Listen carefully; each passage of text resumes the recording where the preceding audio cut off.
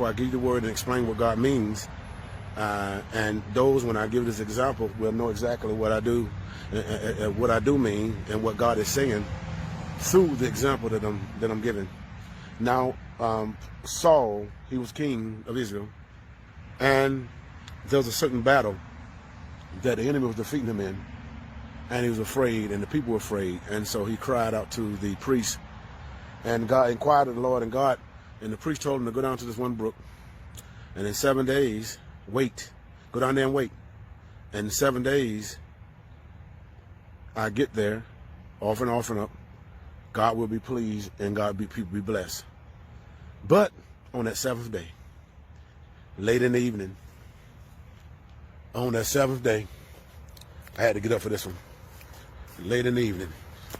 On that seventh day, late in the evening, because he looked at the people, because he was afraid, because the people were afraid. He was looking at the people, and he told the priest that he forced himself to offer up an offering, to force himself, because he looked at the people. And he, in his flesh, he forced himself, and he did what he was instructed not to do. Now, with earlier, with wait, we'll wait on the Lord.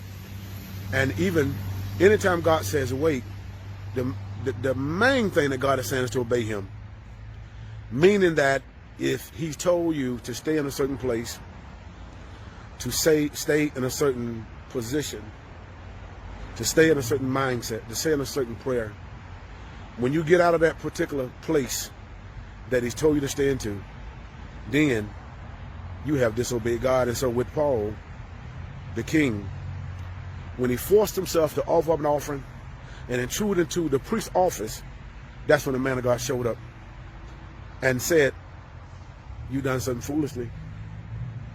Because you rejected God, God is going to reject you, because you couldn't wait. And that's the question mark, and that's the thing that God is looking at, if you can wait. If you can wait till God moves.